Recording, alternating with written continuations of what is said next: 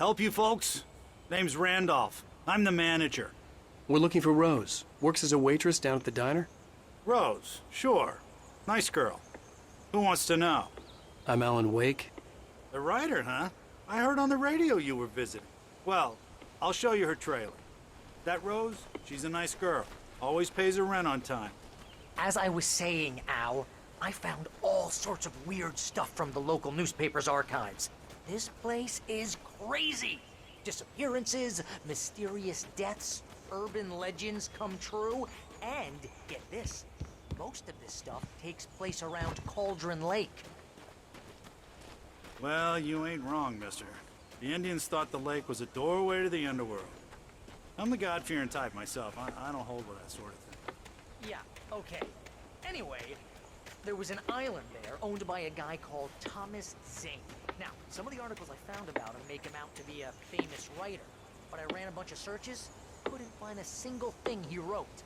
Zane was heavily into diving, so much so that the place came to be called Diver's Isle.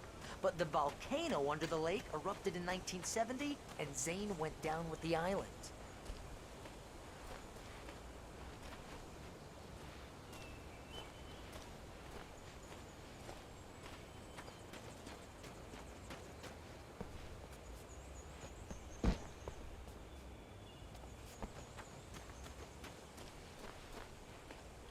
Come on, mister. I'll take you to Rose's trailer.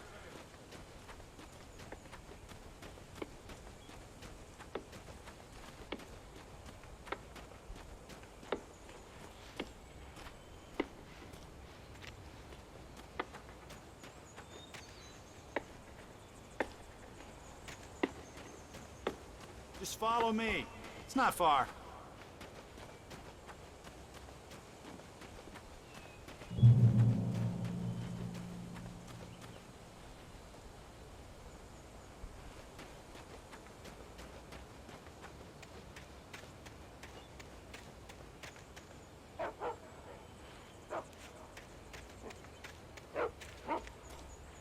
Listen, I got things to do. This place don't run itself.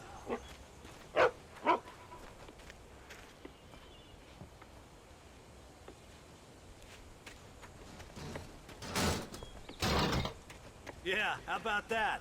It was there in the morning, as if it had fallen from the sky. But it would take a tornado to lift something like that. We're damn lucky it didn't crush any of the trailers.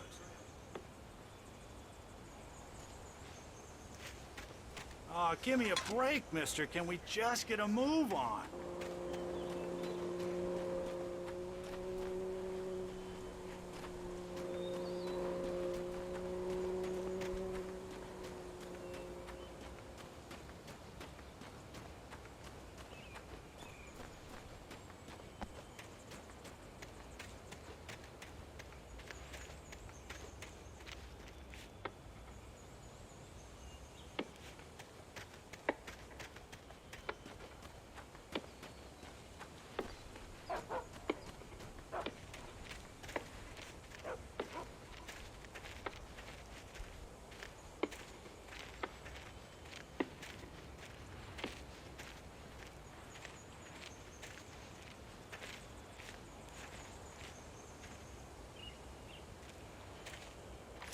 Gets better. A local girl, Barbara Jagger, drowned in Cauldron Lake just a week earlier. They were lovers. Sure, Jagger's a local spook story. The Scratching Hag comes for you in the dark. Childish stuff like that. Anyway, Al, I'm just getting to the best part. All of the articles about this stuff were written by Cynthia Weaver. I asked around, and she's that crazy bag lady you met. What, the lamp lady? She can be a little loopy, but she's not homeless or anything. Yeah, anyway, she knew both Jagger and Zane before they both died, and she had some kind of a breakdown.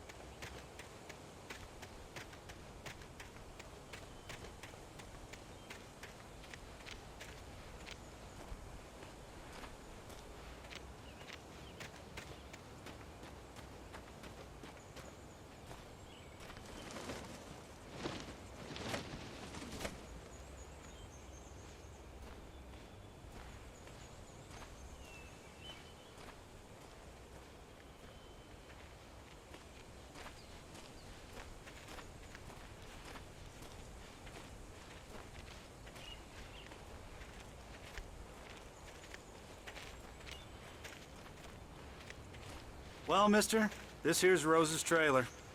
You mind me asking what you want with her? We're just here to talk to her, pal.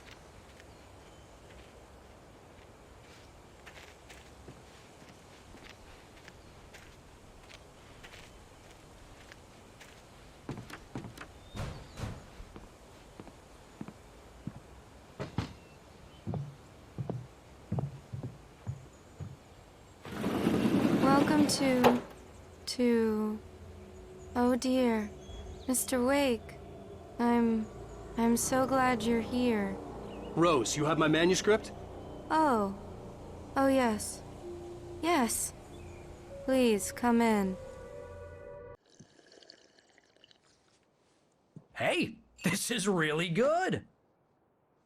Rose, Yes, my manuscript. I really need it. I understand. I know what you need. A muse to inspire you. Oh, for Barry?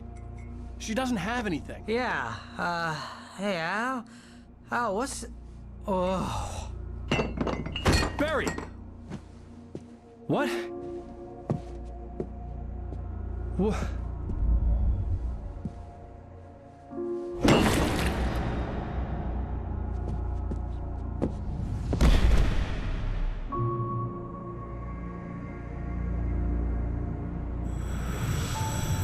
It's coming for you, hiding in my barber's skin. I'm too weak to stop it. You must turn the lights on. I promised I'd come visit you and your lovely wife. You must finish what you started. I insist. You must turn the lights on. Turn the light on.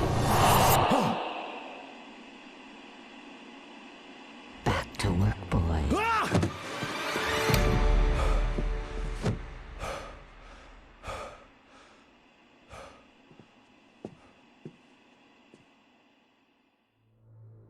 I felt nauseous, hungover. Only anger kept me going. I can't tell reality from dream anymore, but it seems I have an imaginary editor to help me. She's an old woman in a funeral dress. I call her Barbara Jagger. She's very strict. I'm writing faster and faster. My manuscript is being heavily revised. The edits are getting very aggressive, and each day there's less of me and more of her. I hate it, but I know she's right. She promises me I can save Alice this way. She knows more of this than I do. About the complex incantation I'm attempting. About this place. She's worked with another writer under similar circumstances, Thomas Zane. The genre of the story seems to be shifting. It's turning into a horror story. I'm getting close. I can feel it.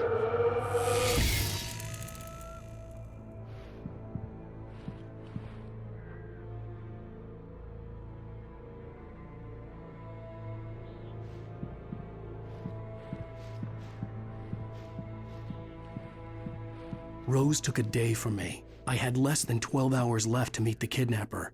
All I could do was get Barry into the car, work something out once I got on the road.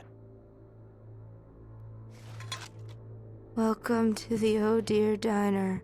What can I get you today? Coffee? I couldn't work up much hate for Rose. Something had used her to get to me and left its mark. First refill is free. Milk and sugar on the counter there. Would you like to hear today's specials? Thank you. A nice day. Come back soon. Barry was out of it. He was way too heavy to carry. You're right. I deserve more money. I'm so handsome.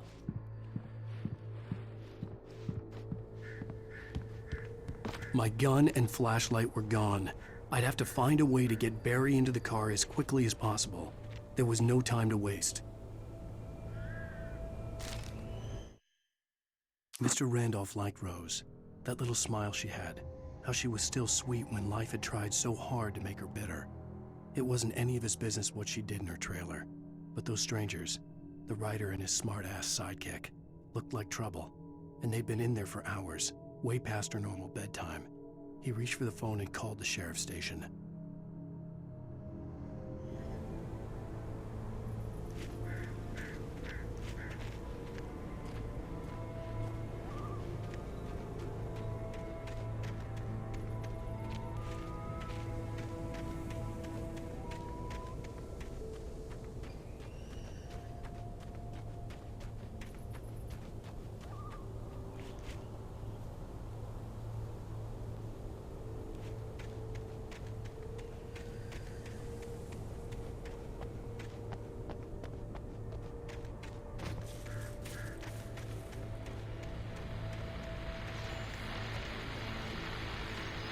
I just stepped outside to catch a breath of fresh air, and let me tell you, the weather's getting heavy.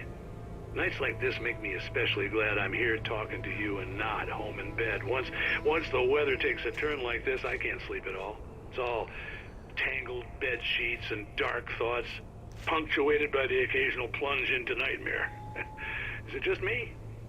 Well, perhaps it is. But I hope I can make the night a little bit easier to get through. Culver, you're on KBF FM. Hey, Pat, it's Walt Snyder. What's on your mind, Walt? Well, I ain't the way you are, but, I can't sleep either, you know? I just been staring out the window here, trying to make sense of it all, but, I ain't been drinking either, you know? Well, you sound like a man with a problem, Walt.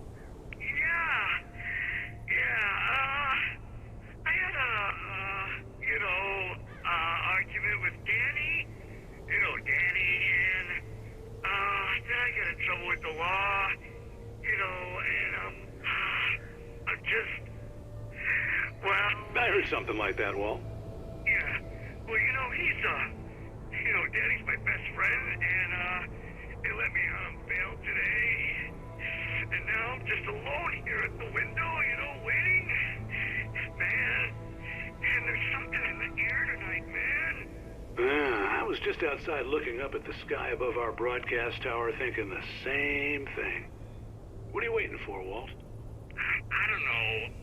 You know, something's gonna happen. You know, I think I better go. Well, Walt, maybe... No, thanks, Pat. Well, good luck to you, Walt. Hang in there. Let's take a little break, folks. This weather's really something else, huh? How can I be sure?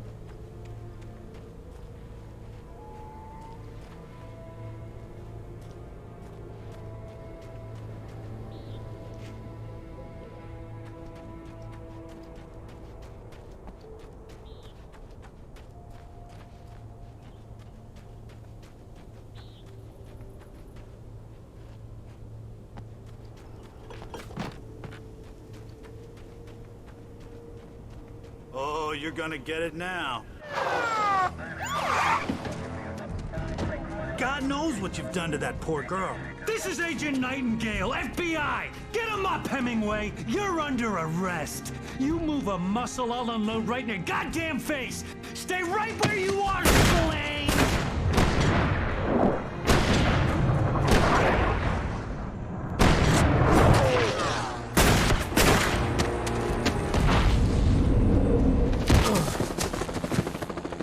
What are? I'm standing right here, you goddamn maniac!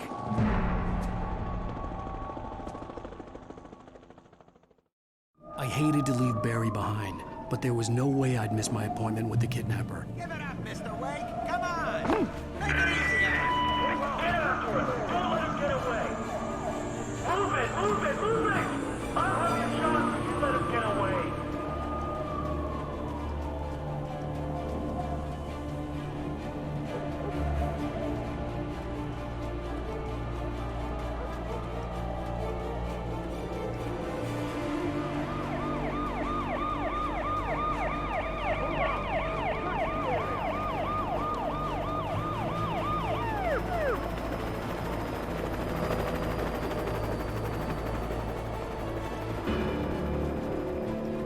Stop running! Freeze! Okay, men, keep your eyes peeled. He's gonna try to make it through here. Oh, damn.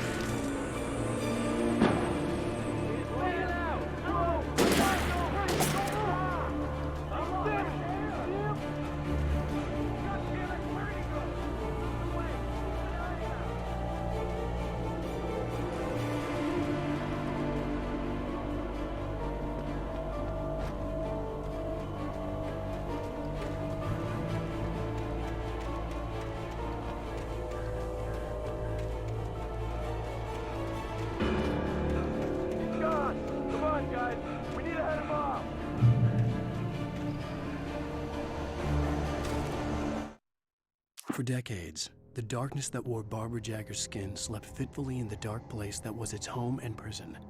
It was hungry and in pain. It dreamed of its nights of glory when the poet's writing had called it from the depths and given it a brief, terrible taste of power and freedom. The rock stars had stirred it from the deep sleep the poet had sunk it back to in the end. When it sensed the writer on the ferry, it opened its eyes.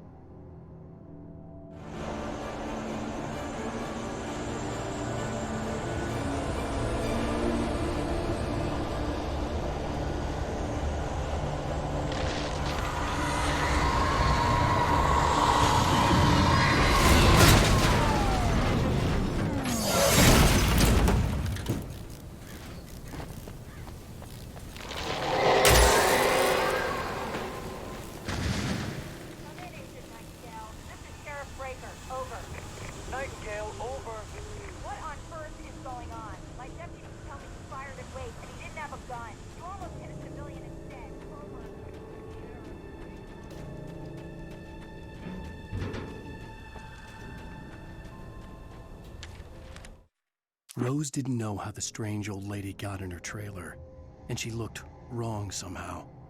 The woman showed her teeth in an approximation of a smile and traced a finger down Rose's cheek. "Pretty girl," she said. Rose felt as if she was falling asleep, but her knees didn't buckle. The crone spoke in a whisper, her words ice cold and dark in Rose's ear.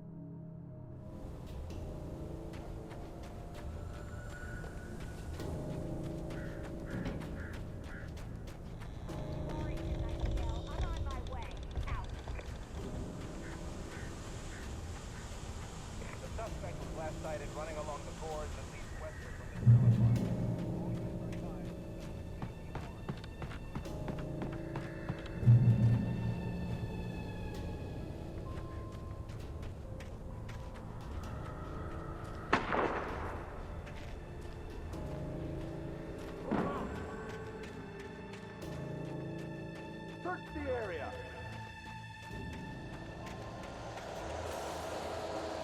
Stay sharp. This way. Over here.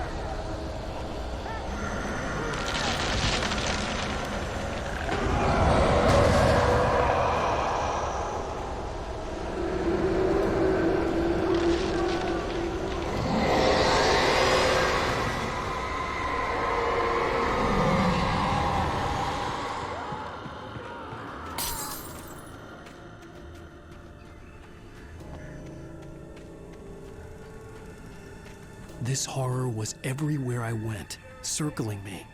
The cops didn't stand a chance.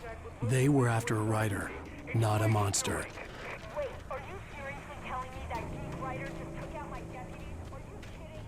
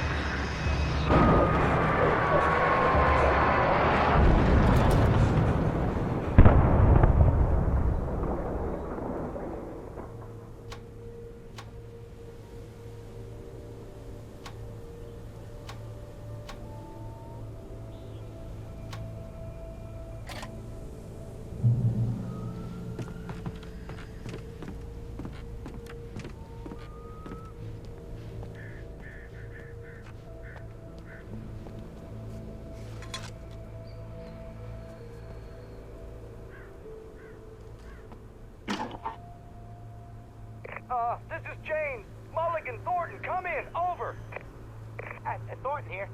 Gates, we got both Wheeler and Rose in custody. They didn't put up a fight or anything.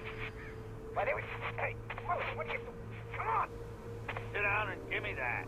Jane, Mulligan here. Over. Go ahead, Mulligan. Over. We got Wheeler and Rose here. Wheeler's drunk or hopped up on something. Speaking of which, that Fed had a pretty distinctive whiff of Otis Scotch about him, you know what I mean. Over. I don't have anything on that, Deputy Mulligan. Over. Well, whatever. Anyway, Rose is just being plain weird here. You better get Doc in to take a look at both. Over. Gotcha.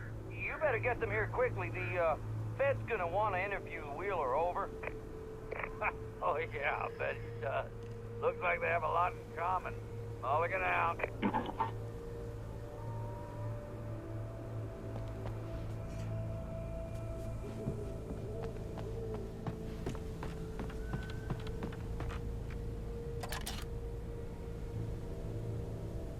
I could see the lights at the radio station in the distance.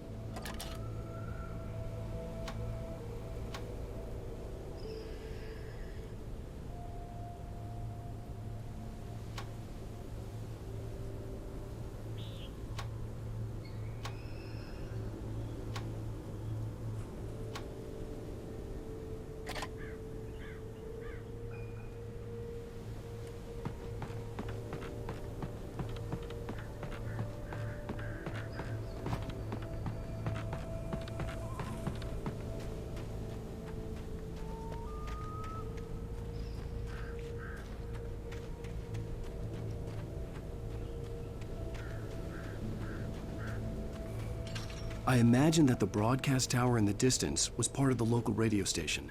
Maine seemed like a decent guy. Perhaps he could give me directions to the coal mine.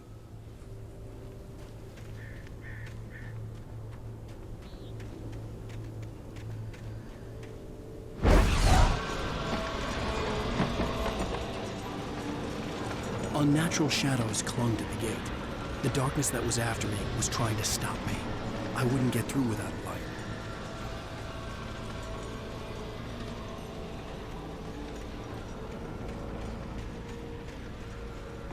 There was no power to the searchlight.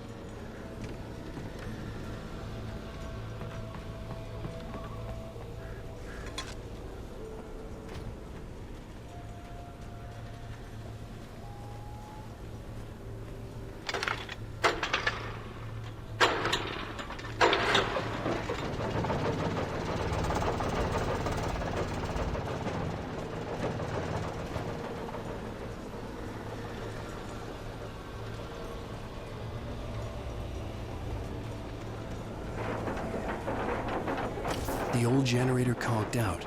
I'd have to see if I could fix it and try again.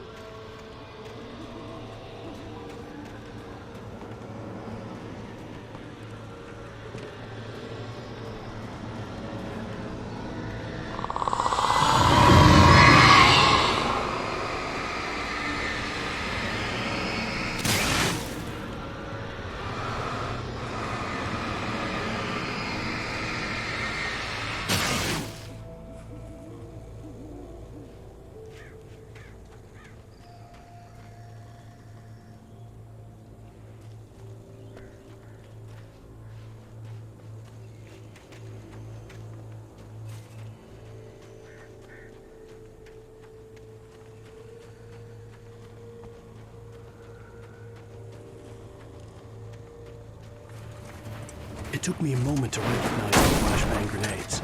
They were an ideal weapon for my situation. Team 1, come in. Over. Team 1, this is Sheriff Breaker. Report. Over. Team 2, come in. I need a report. Over. Come on, guys. Talk to me. Come in, please. Over.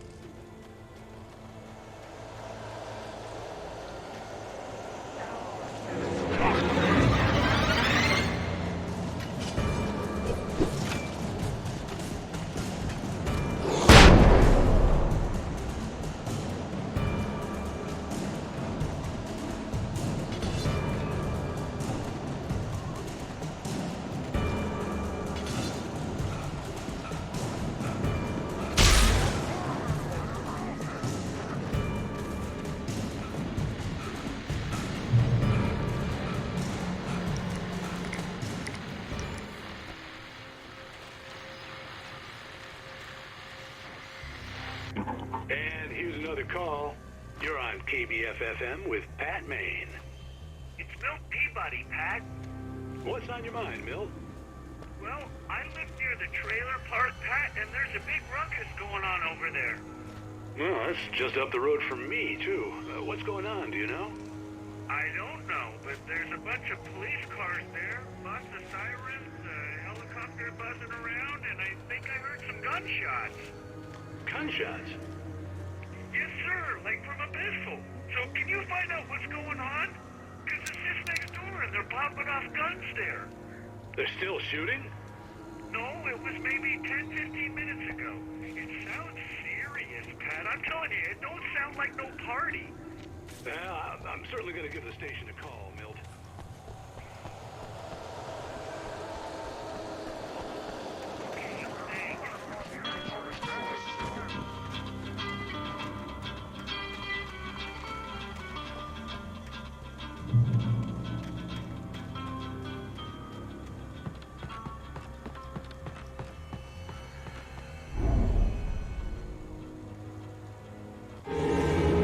You are under arrest.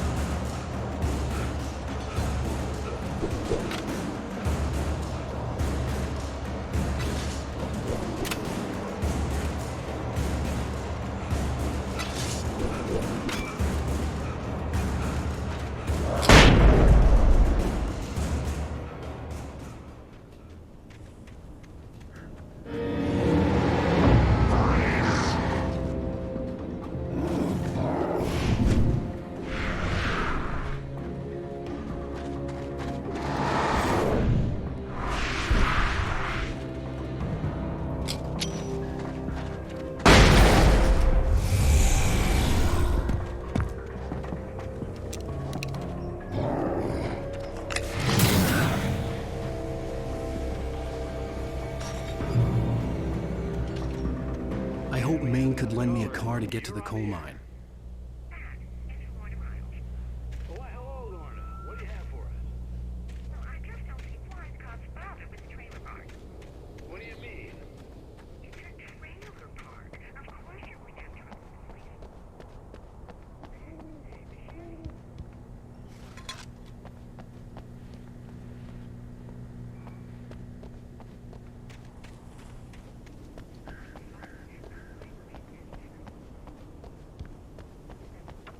Well, thank you very much for that compassionate viewpoint, Lorna. How can I be sure you will walk away? Why do I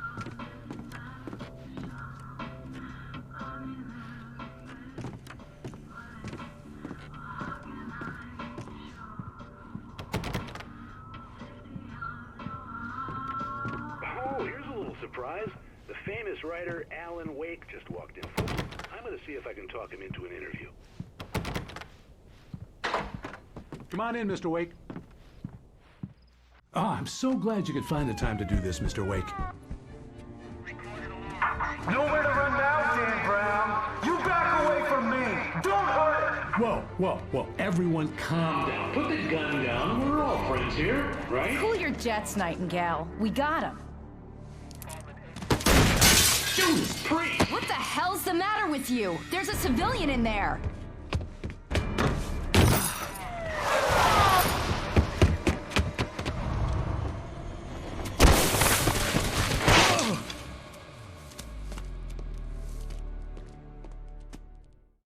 I'll get you yet, even if it kills me. You hear me?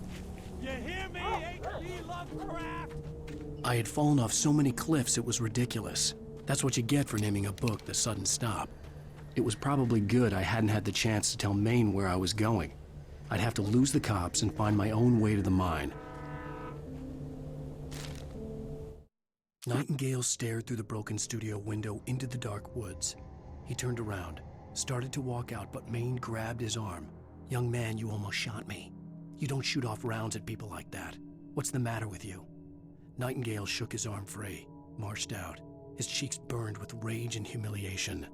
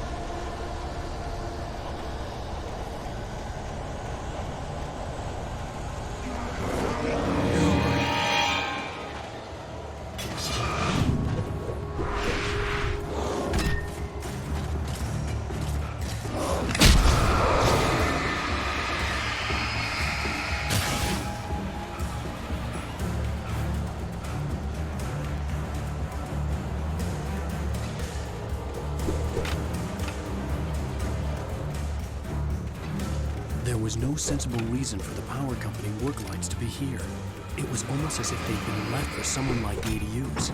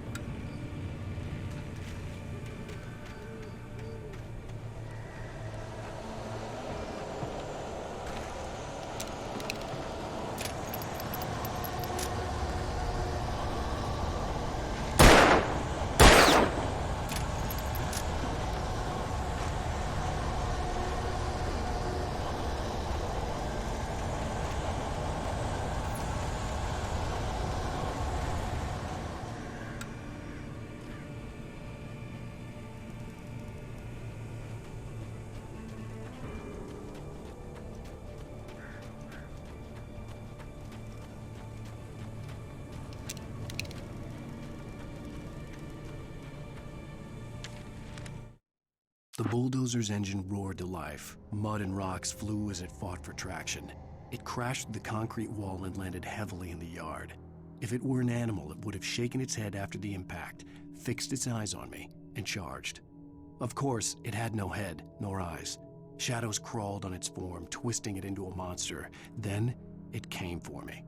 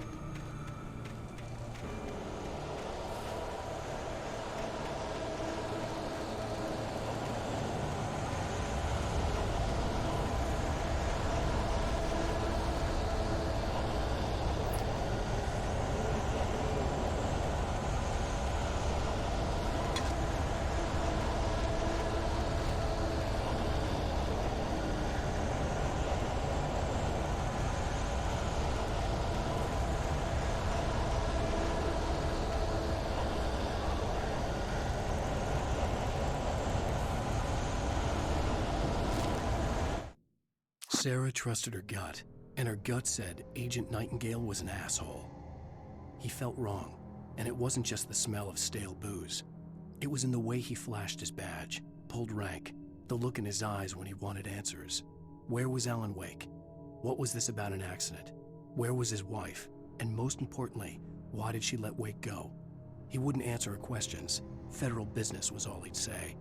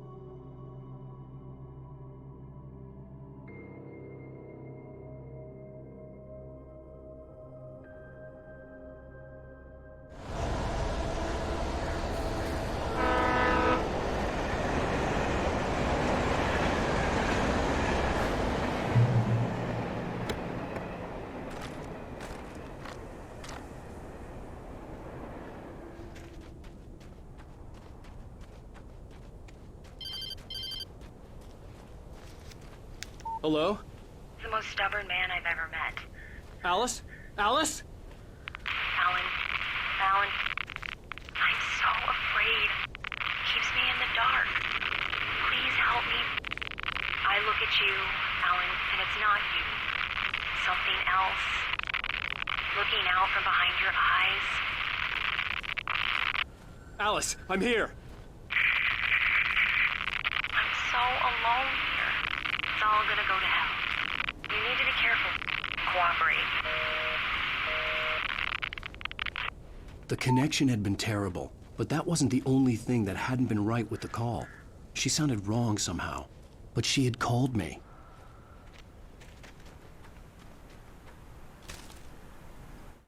The pipe wrenched itself loose from the bridge's steel framework. Wrapped in darkness, it floated in midair, twitching. For a moment, I didn't understand what I was looking at. The heavy object lurched at me with impossible force.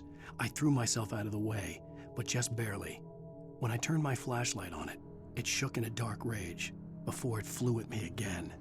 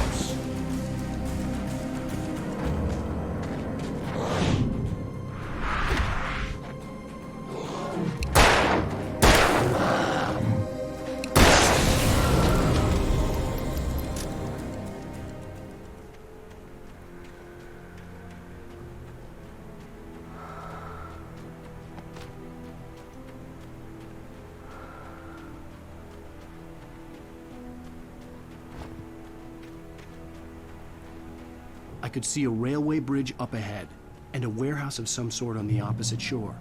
I hoped I could find a car from there.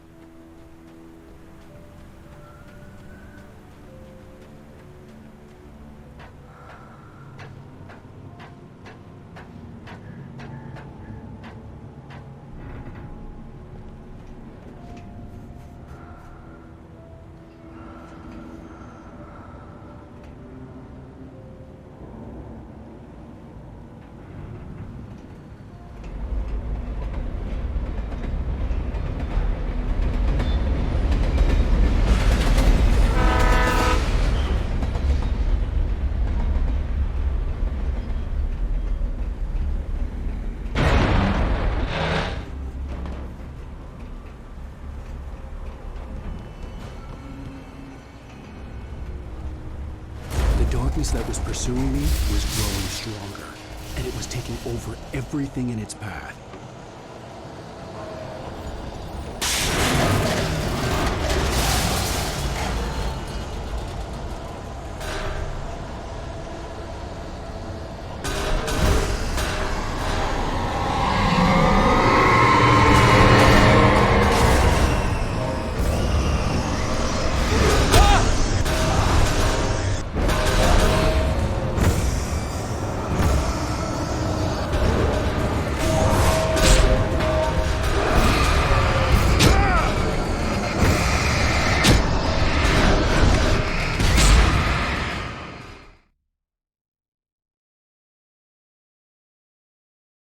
Opposite shore. I hoped I could find a car from there.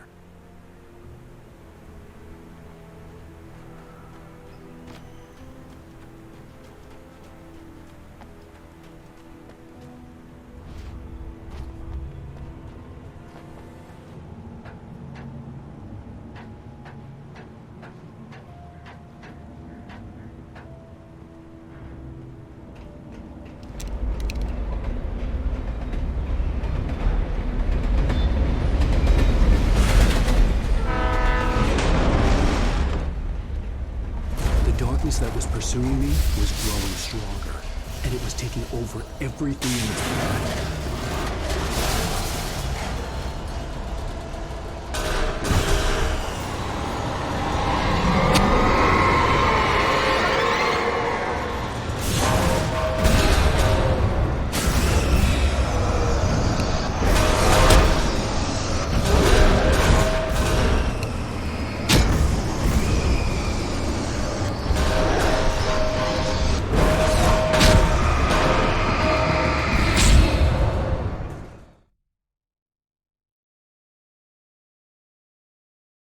Opposite shore. I hoped I could find a car from there.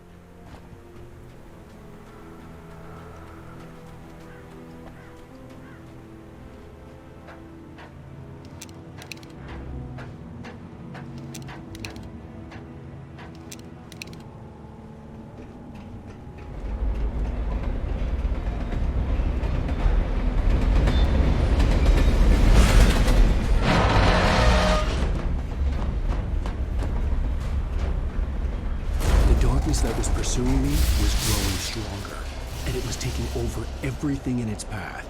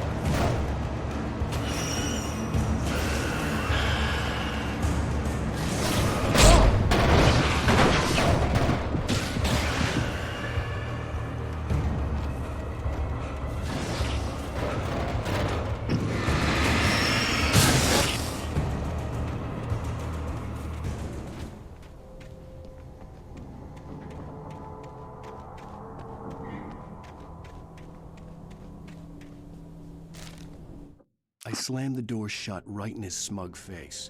He pleaded for me to open the door. True to form, the asshole actually thought I would obey. I had no sympathy left, no guilt either, not for him. I took a moment to savor the scream. I bet I had a smile on my face. It was all that I had time for. The dark presence was inside the lodge with me.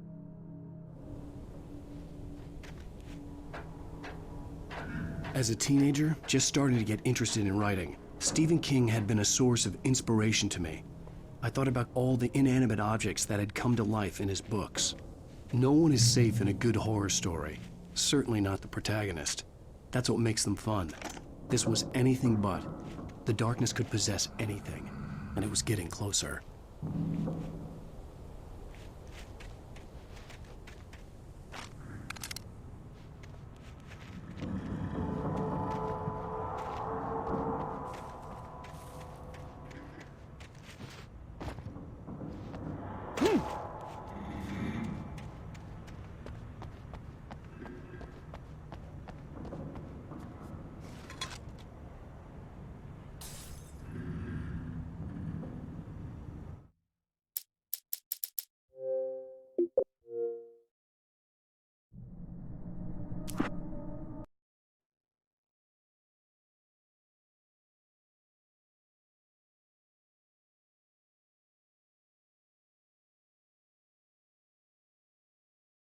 Safe in a good horror story.